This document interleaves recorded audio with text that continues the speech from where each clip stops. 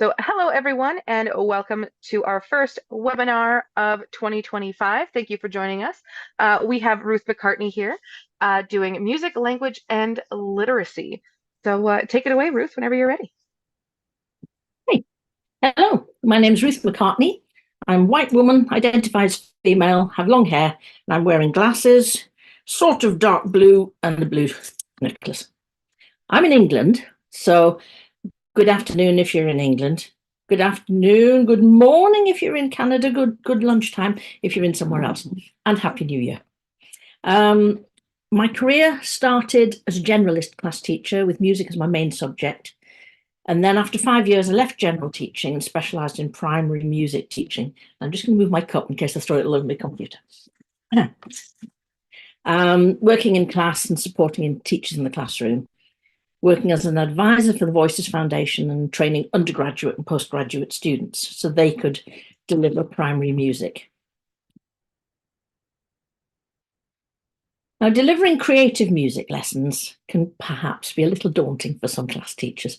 So while teaching music is our area of expertise, the generalist class teacher's expertise includes working with language, literature, literacy, and amongst all the other subjects they're required to teach.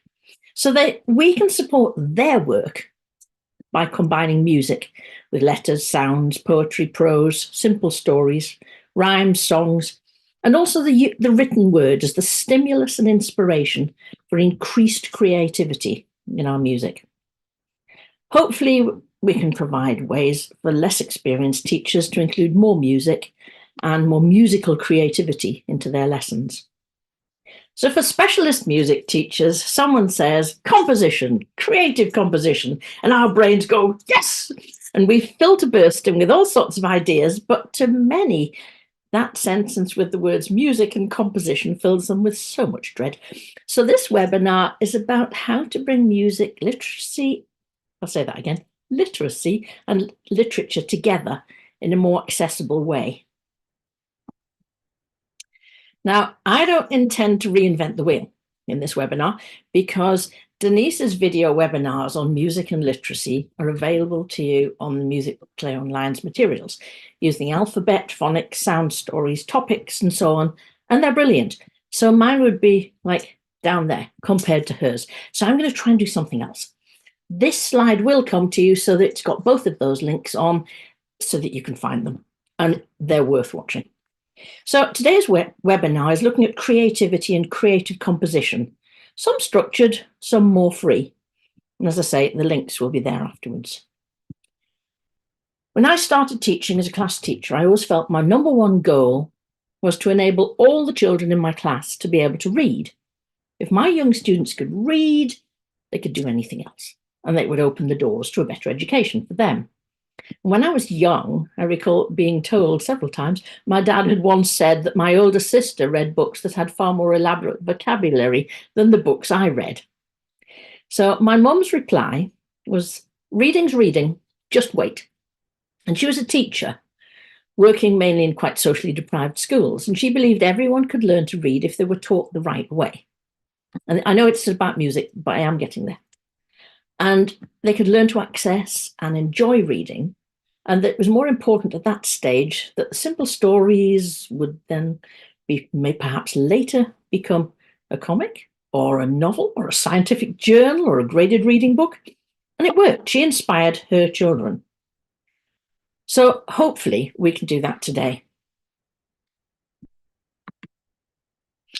Now, as you see on the slide, as soon as we add creativity and music to our literacy slide, there's a lot more going on and a lot more taking place. And that's not counting all the inclusivity, social learning, discussion, listening skills, learning how to hold instruments, learning about timbre, but there isn't space on the slide, as you can see from the mess. So this afternoon, we're going to look at ways to combine literature and words to inspire a more creative musical response. We'll use different types of text. You can use anything at all, from creative stories to poetry, from a basic reading book to a novel, and maybe begin to open a more creative door. Not everything will be suitable for your class, but there might just be something suitable for each age. No, there will be something suitable for each age range, but there might just be something that you can adapt. Music teachers are good at adapting. So today's objectives are to explore and develop creative links between music, literature, and that looks like litter, but it actually says literacy. But you just have to believe me, because there's a pile of books on it, and it doesn't mean that books are litter. Oh, I'll go back to my notes. That wasn't meant to happen.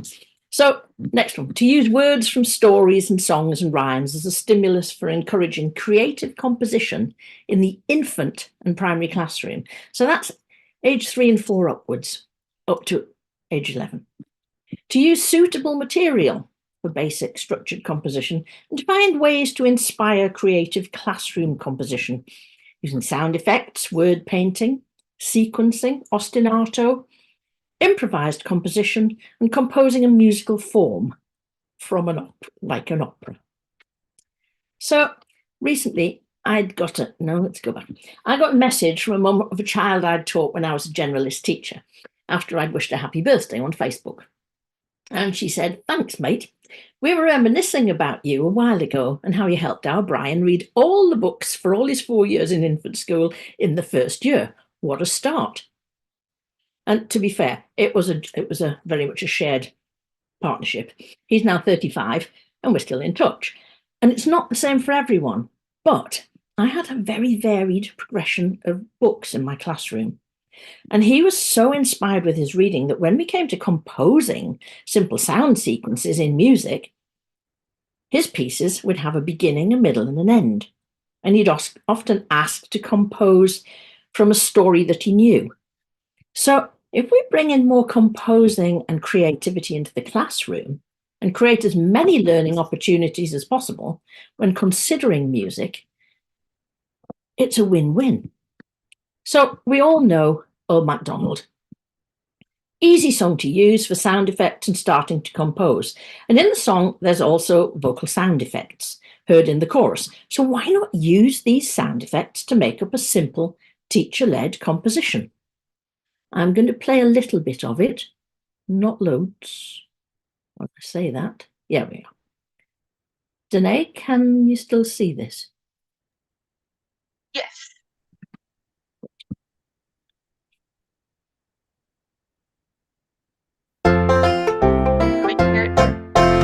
Old MacDonald had a farm, E-I-E-I-O.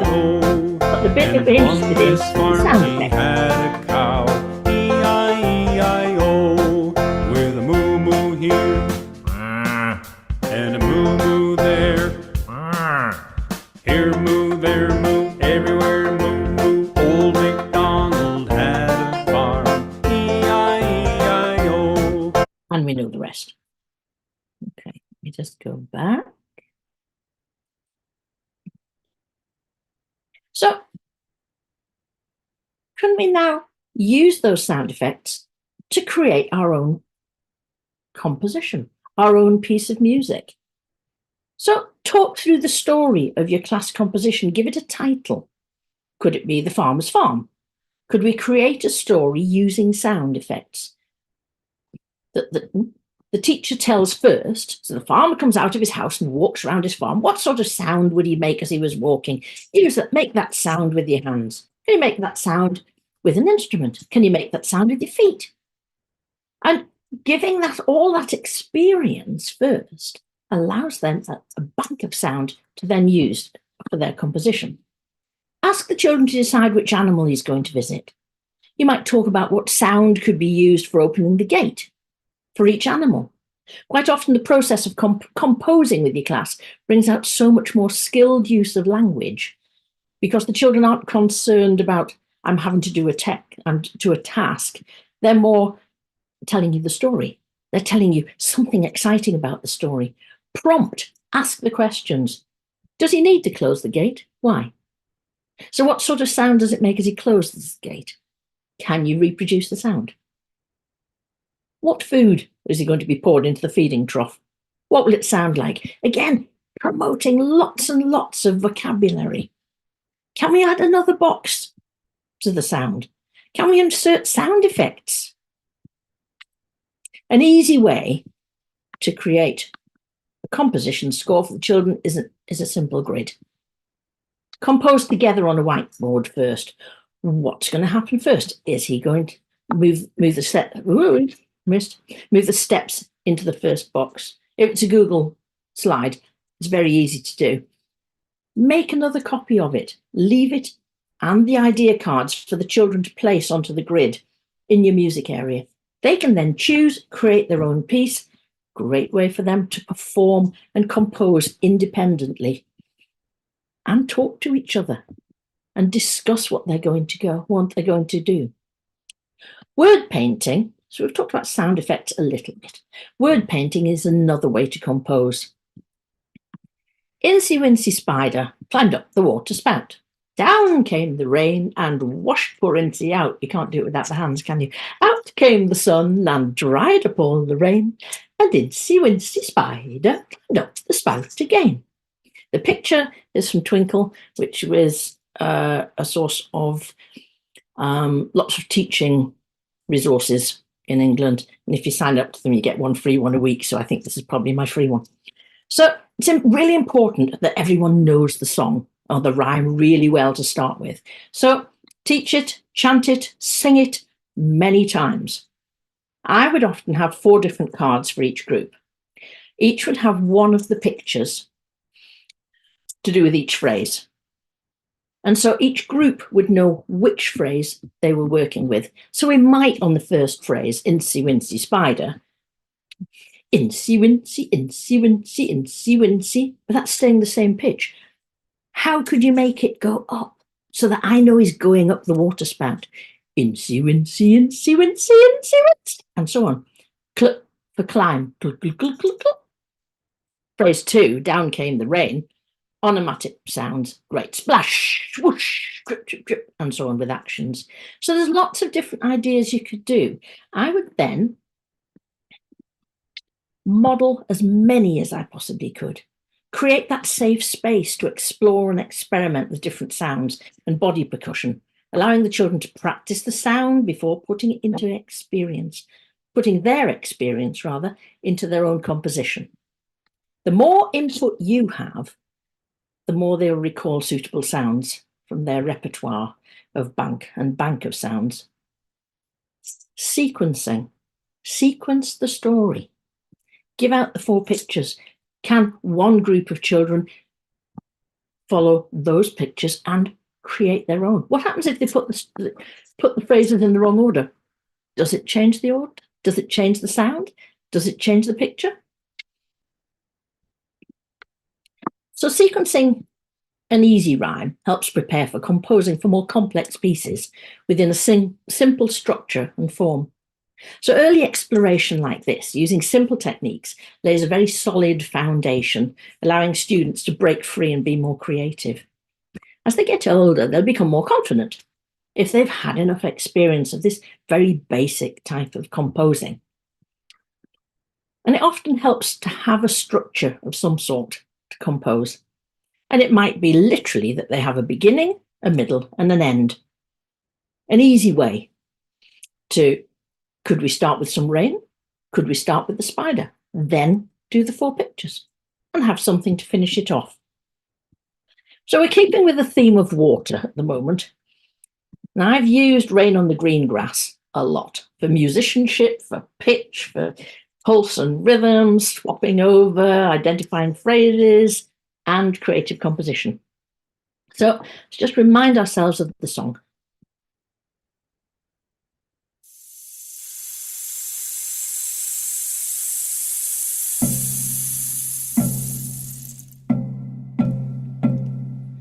Rain on the green grass, rain on the tree, rain on the rooftop, but not on me. Rain on the green grass, rain on the tree, rain on the rooftop, but not on me.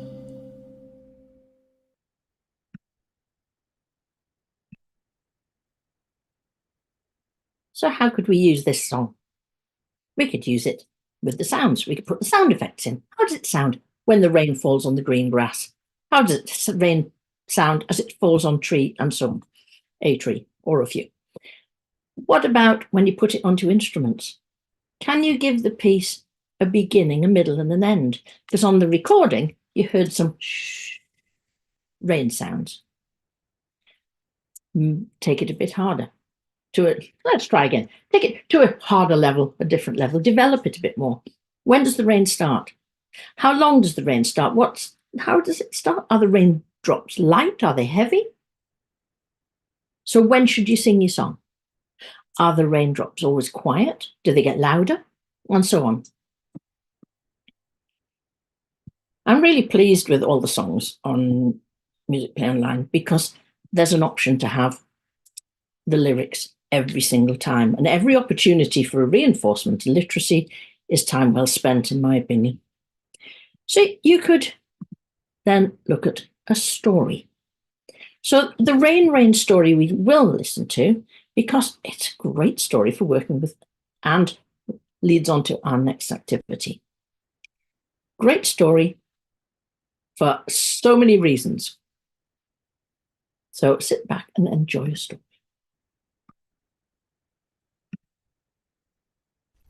Rain, rain, go away. Anna woke up and heard the drip dropping of raindrops on her window. Pitter, patter, says the falling rain. Pitter, patter on my window pane. Oh, Anna thought, I wanted to play outside today. Carter and I were going to practice doing cartwheels. I wish that rain would go away. So Anna sang, Rain, rain, go away, come again another day. Anna went downstairs to eat breakfast. She had a bowl of cereal and watched the rain beat down against the kitchen window. Pitter, patter, says the falling rain. Pitter, patter on my window pane. Anna's mom looked outside and she sang, Rain,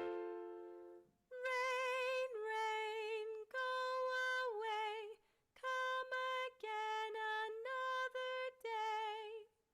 The windshield wipers were busy all the way to school. Swish, swish, swish, swish. Anna and Carter looked out the classroom window and listened to the rain drip dropping on the glass. Pitter, patter, says the falling rain. Pitter, patter on my window pane. Anna and Carter sang, Rain, rain, go away, come again another day. At recess, Anna and Carter put on their coats and boots and went outside in the rain. Hey, Anna, said Carter, watch me. I'm going to do a cartwheel in the rain. Carter did it. He did a cartwheel right through a puddle. Splash! Anna thought that if Carter could do a cartwheel in the rain, she could too. And she did. Splash! After recess, the rain was still drip-dropping on the window of the classroom. Pitter, patter, says the falling rain. Pitter, patter on my window pane. But this time, the kids sang, Rain, rain, it's okay. We can still go out and play.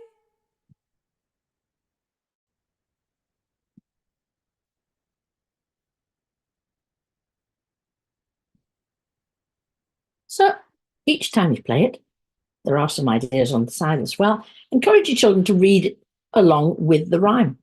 Read it out loud at the same time. Could they read it in their normal speaking voice and listen to it, imagining how they will vocalize and describe the words with creative sound exploration? Another time, have half the class read the story, half vocalize the water sounds. Can they follow the story only in their head, using their thinking voice, and only make the watery sounds? Can they create verbal sounds and body percussion? Which leads us on to our next part. It's really helpful for them, for all students, to see and hear other examples to support their own work and inspire them. Rather than just saying, you can use body percussion to make a watery or rain sound, which when I was teaching some of my year 6 classes, they'd see that as not quite as exciting as having instruments. But it's because they hadn't seen these videos. So I'm going to suggest that your children watch something else. I will show you a couple of videos so that you can inspire them that it's not just not as good as instruments.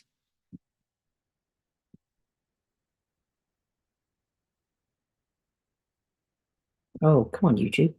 No.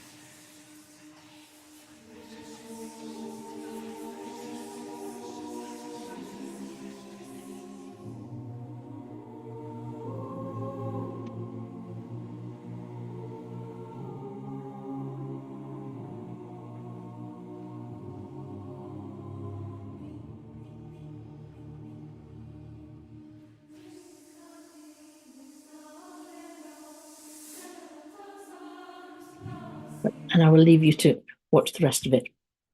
But it's all about creating watery sounds within something else. Now, it might be that, is that the one? Your children and students going, yeah, I'm still not convinced. But if they see it on something that, no. This is how to get Okay, don't need that bit. Don't need that bit. That wasn't meant to happen. Here we go. Right. Oh, what I wanted. I'm glad that disappeared. Let's get rid of it. There is a video of an Italian choir producing rain. Apologies for that bit. That wasn't meant to appear. I don't know what's happening with YouTube. So we'll go back to that one instead. You might, oh, no. Slideshow. Calm. There we go. Right. Back to normal. Here we go. So the rain song is with sound effects. This one is of a rain performance. I'm not going to play it in case it does that again. A rain performance on Italian, Someone's Got Talent or something, and it's just rain. It's absolutely incredible, literally creating rain. But because it's on Somebody's Got Talent somewhere, it's quite useful for the children to go, oh, well, actually, that's got a bit more street cred. That gives body percussion a bit more street cred.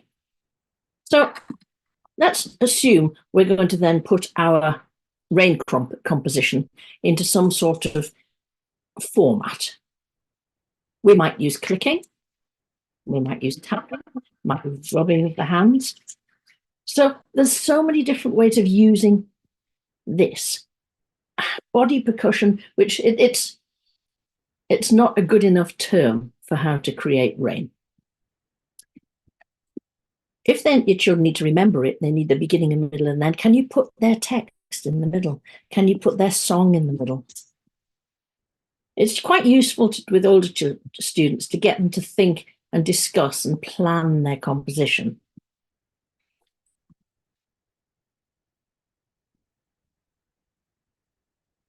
Decide how much of the text you want to use. Because we've used a song, we've used some stories, we've used a sequence. What do you need to hear before you start? How can you develop your composition? Can you divide it into sections? How many characters are involved? Once you begin to involve characters, it's a bit more tricky maybe. Who presents the sound for a character? How do they move? What can you hear? Now, with any luck, fingers crossed, the next thing I want to do is have you to just listen. It is just rain. Now, I'm keeping my fingers crossed here that it doesn't do something really peculiar. Here we go.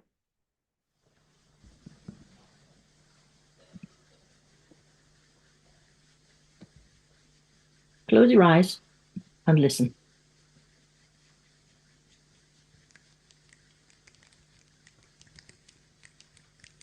Body percussion.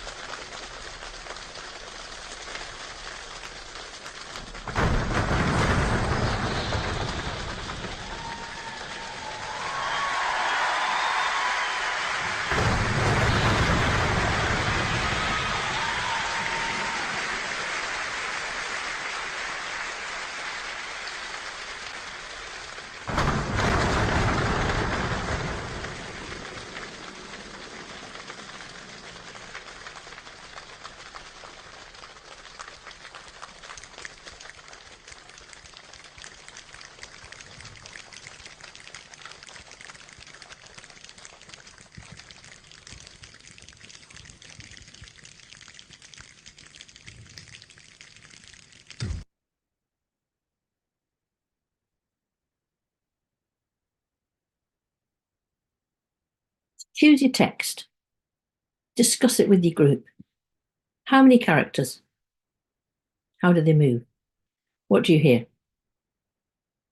But if we're doing rain, have a think. How do people walk through rain? Where is the rain going? The more you talk, the better their vocabulary. So we've looked and listened to a body percussion performance, but actually it's really important to work out. Oh, it's gone. Ah, I thought it was on here, but it's not. Oh, I do apologize. Right, I'll send you a clip about where you can see a teacher teaching that rainstorm, which is really important because knowing how to do it, telling everyone to click and then do something, is one thing, but I will send the clip because it doesn't seem to be on these slides. Oh, yes, it is. No, it's not. I'm not going to worry. More important things. Right. So let's move on to composing with ostinato patterns. Today is Monday is a great song for composing with an ostinato. An ostinato is a repeated pattern. And this song ideally should be taught by rote. It teaches days of the week, sound of consonants, alliteration, encourages memory skills, listening skills. Try again. And calm. If your students learn each ostinato pattern separately, they might play it with the food on the day that it's eaten, or when it appears in the song, or they might play it all the way through. Now, the sheet up at the top is available on Musicplay Online under Today is Monday, and that gives you the rhythm of it, of each pattern. You might make cards of them, and so that you could make a completely different pattern. So let's listen to the song so you know what I'm talking about.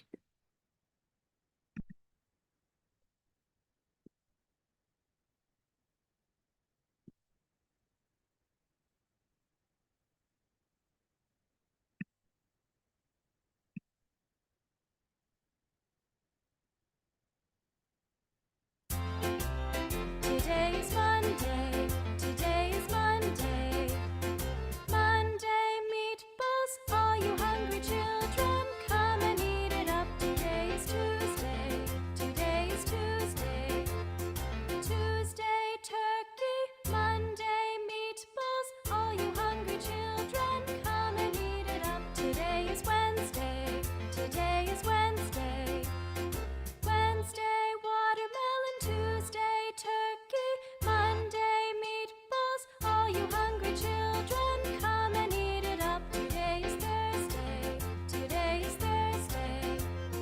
Thursday thick shake, Wednesday watermelon, Tuesday turkey, Monday meatballs, all you hungry children, come and eat it up. Today is Friday. Today is Friday. Friday French fries, Thursday thick shake, Wednesday watermelon, Tuesday turkey, Monday meatballs, all you hungry children, come and eat it up. Today is Saturday. Today is Saturday. Saturday spaghetti, Friday French fries, Thursday thick shake, Wednesday watermelon, Tuesday turkey, Monday meatballs, all you hungry children, come and eat it up. Today is Sunday. Today is Sunday. Sunday soup, Saturday spaghetti, Friday French fries, Thursday thick shake, Wednesday watermelon, Tuesday turkey, Monday meatballs, all you hungry children, come and eat it up.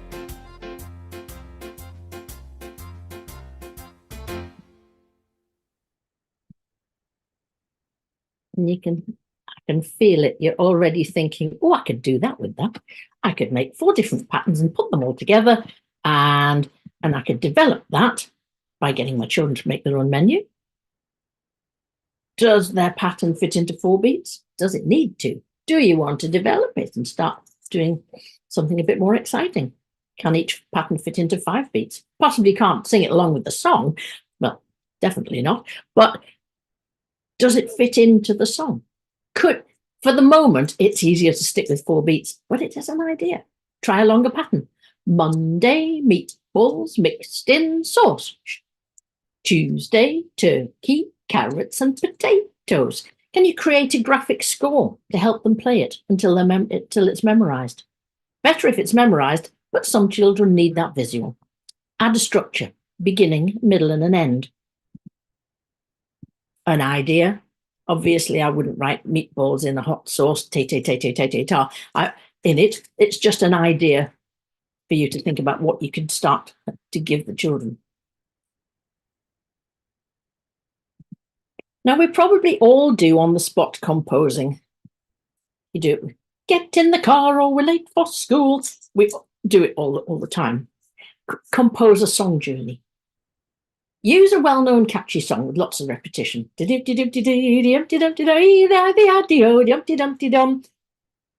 phrases repeated, apart from E-I-the-I-D-O. Take the children on a journey. Let's have a go with an easy story. I'm going to use Jack and the Beanstalk. I've done it lots of times. I put the pictures around the room and then we travel to each one. So how could we start? Where's Jack? Have a look at the picture. Where is Jack? Somebody, thank you, Jemima. Jack's at home. Jack's at home, Jack's at home, E-I-the-I-D-O, Jack's at home. Jemima made up a song in our verse, made up a verse in our song even. Try again. So, where's Jack going to go? Oh, he's going to go to the market. How is he going to go to the market? How was he feeling when he went to the market? Was he sad selling Daisy the cow? What could we sing, and how could we walk to the next picture? So we've got our beans there. She's thrown them out the window. It started to grow. Okay, what's happened to the beans? Beans have grown. I've just whizzed through our story, sorry. But I'm not known for not finishing one time, so I'm whizzing a bit. So what did Jack do next? He's going to climb up the beanstalk. What could we sing? He's climbing to the top. Great, James, well done. He's climbing to the top. How should we sing it? Should we sing it in a loud voice, or should we start loud and get quieter? Should we sing it with a breathy sound? Bring in the word timbre. Is he climbing fast? Is he climbing slowly? How are we going to sing it? Start loud and fast and then get slower towards the end. They're going to make their verses, their composition, their walking composition, really tricky. He's climbing to the top. He's climbing to the top. E-I-V-I-D-O. He's climbing to the top. That's probably my version of climbing the beanstalk. He's younger, so he'd probably shoot up there at great speed. Encourage them to try different ways to compose as you work your way round the room. Encourage them to vary the singing. Could they do it themselves? Give them the pictures. Leave them out. Put them in your music area. Let them compose their own sound story. Improvising on the spot. In case any of the words I use, you think, not entirely sure what she's talking about, improvise, create something on the spot. Composing is making it up. It's not as exciting as writing for an orchestra. It's making something up. Your composition is the end result. Sound effects. A reproduction of sounds intended to accompany the action. Word painting. Does it actually make it sound sad? He's going to sell the cow. We're word painting. Jack's selling the cow and he's miserable. Sequencing of your story. So let's move on. Can we use a whole book for our story? And actually with enough pictures in it to inspire it. Today, I think I'm going to be on time. Yes. So read the story, read it again, discuss the sound possible effects. The sound possible effects? That should say the possible sound effects. There we go. And word painting. Allocate each picture to each group of 2 or 3 children in your class. They need to know the story well. Give them time to discuss it and explore instrumental sounds and vocal sounds and body percussion sounds. And the language and the discussion at this stage is a real benefit. Quite often, a long time ago, in very noisy situations, you'd hear so much amazing language happening because the process of composition and composing in groups was what was bringing all these amazing bits of vocabulary, ideas, conversation. And so the final effect, the composition at the end was very nice, but the actual process was better, in my opinion. So keep thinking, it's not just the final result. Show the pictures in the group, with each group performing, record the sound, and then play the recording and show the book. Does it make sense? Do they recognize what the bit that they did? They always do. So we're going to read Jasper's Beanstalk by Mick Pen.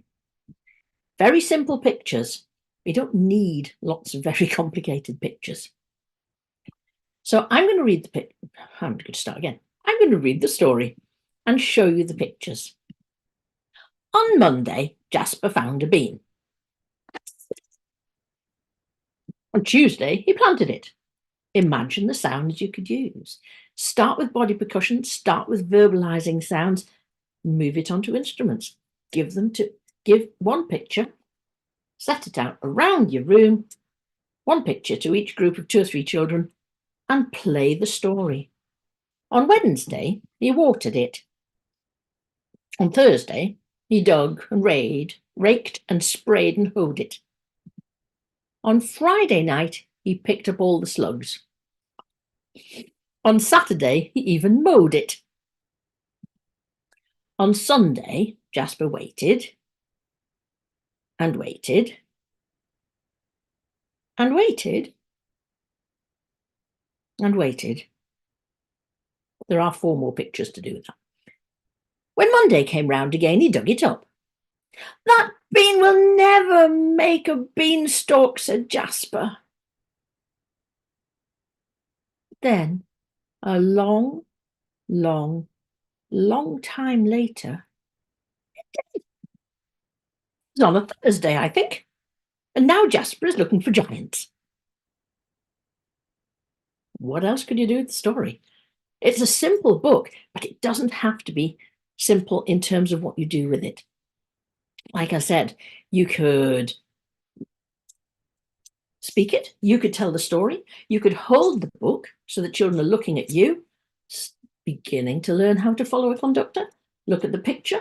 That group knows it's their turn to make their sound. Record it. Play back the recording while they're watching the you move the pages through the book.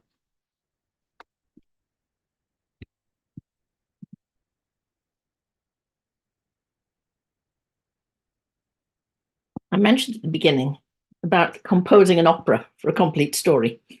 We did this. I did this with an infant school.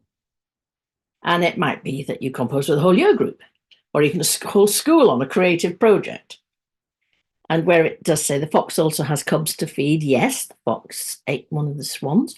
And so there was an awful lot of vocabulary and information and life concepts that came into the story. Amazing book, absolutely amazing. So I worked with a fabulous team in an infant school to create an opera of The Silver Swan by Michael Morpurgo. It's not on Musicplay Online, but it's an idea of what you could do just to go that one step further. The head teacher of the school was a very creative person, full of very, very interesting ideas, and it was wonderful working with her.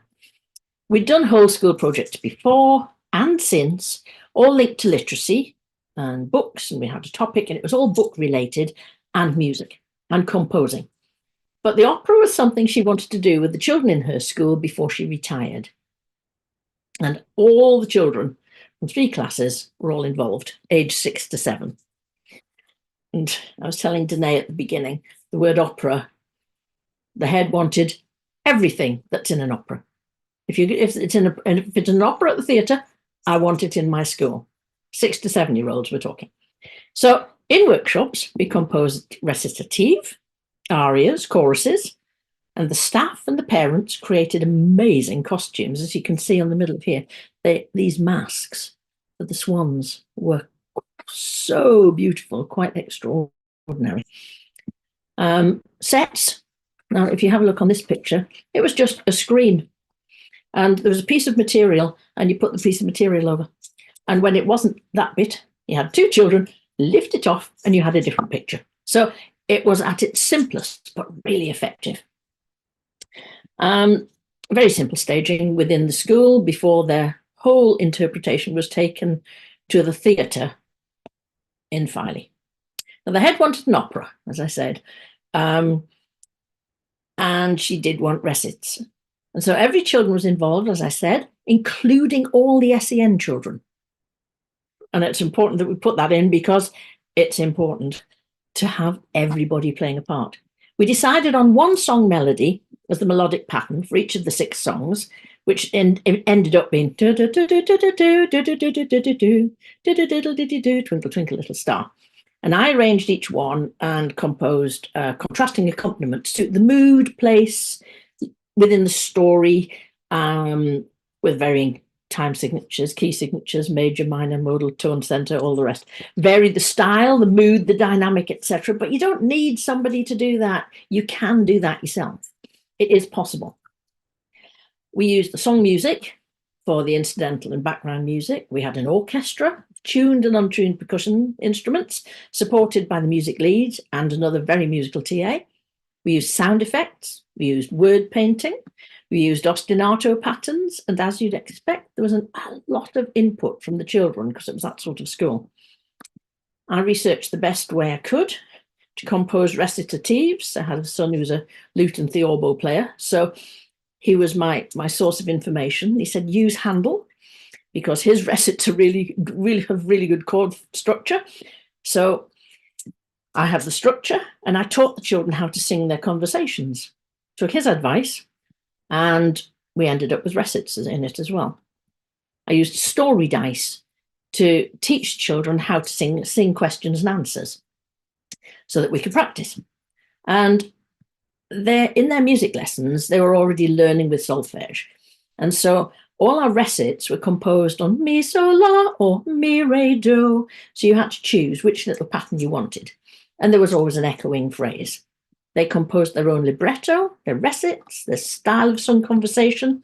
And yes, it was a massive amount of work for everybody and the staff involved. But every single child was inspired to go down to the library. They had a surge, apparently, to read more of Michael Morpego's books.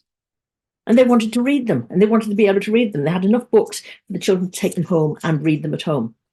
So if by combining literature, literacy, and music to create and compose, we can inspire our children and motivate our teachers to bring more music into their literacy lessons, I think that's a good thing. The end.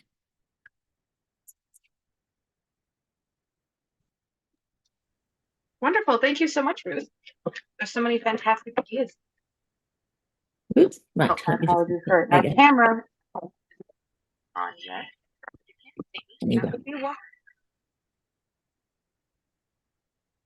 There we go. Just had to find the button. So you were very thorough, and I don't have a lot of questions from the chat here, but I do have one that I think would be helpful. Would you complete these lessons within one class session or multiple sessions? And like, kind of, how do you arrange that? I figured one class session would be far too much. Depends on whether you had about 4 days to do your lesson, didn't it? Right. If it were, let's say, I don't know, Jack and the Beanstalk. Let's go for the simple version first. We'd read the story. Then we'd read the story in a different place in the classroom and just do different things with the story, talk about the characters, talk about feelings, talk about if we were going to sing it, what would we do? And at the same time, in that lesson, we'd talk about fast and slow, we'd talk about high and low, I'd link it. And so it's a classic, could I prepare, practice, and then perform? So you do all the story and all the songs and all the information first, or listen to some rain, and then look at it musically, then begin to do it. I'd always do things as a class first, because if you just leave it straight away to children doing it, they'll go, whoosh, done. In the same way that if I've ever done something in a twilight for teachers, I will prepare and say, this is what you need to do first. In the second week, try that. Third week, try this. There's another song I was going to use, but I knew I wouldn't have time, and I was determined to stay within the time limit. And I had a teacher just go and do the whole thing, all in one lesson that I was observing. And you know, when you're observing something, you have to keep a happy smile instead of thinking, oh, really? Preparation. It's about do it, come back, revisit it, come back, revisit, come back. The opera, the head was very good. She actually paid for my time to compose, which was lovely. But we had 4 or 5 workshops, certainly 2 workshops with the recits, 2 with the solos, and then the teachers in their language lessons and literacy lessons, they did all of this is in the opera, they did the composing, then they'd send it to me. I would come back in and record the children singing it, then I'd take it home again and do other things with it. So it's not a case of ever just doing it once at a time. I would do it in stages, many lessons. Excellent. Yes, it does. I had another question come in through the chat. This attendee says, would you kindly share more book suggestions? I'm not familiar with Michael Morpurge, and I'm sure you have many more titles to suggest. Well, there's thousands. It might be easier if you just email me for that one. I used, give me 1 second. Is it up here? I might have put it up. 1 second. There are some books that are Little Red Hen, things like that. There's some great books that are available. There's also one, Apple Tree Farm. That's another one that I've used a lot. And it's the simple ones, really. I said something to my husband yesterday, and I said, well, because green's best. And he went, oh yeah, Green Bear likes green best. And it was literally a picture storybook. I'll make up a list if you want to email me, the person who asked. I'll make up a list. But quite a lot of them are online that you can read on YouTube as well. There's quite a lot of really good storybooks that are read. And Oregon Symphony Orchestra, have you come across those? Oh my goodness, they're amazing. Use those lots. And we then, because they're not all books that we can access, that I can access in England. So it was great to see other books that certainly that Oregon Orchestra used. What else? I tended not to ever use Going on a Bear Hunt because everybody else did. What else? Oh, there's loads.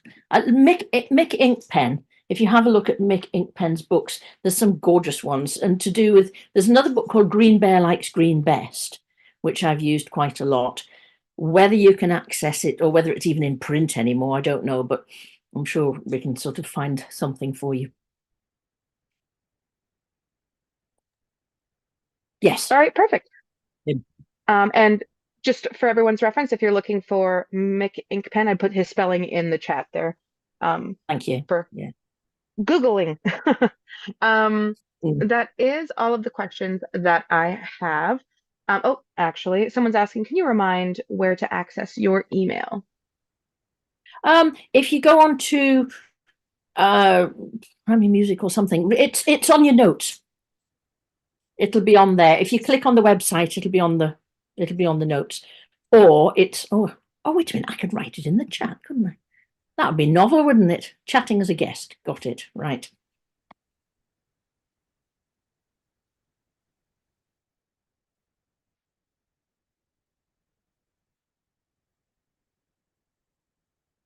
Yep, that's it.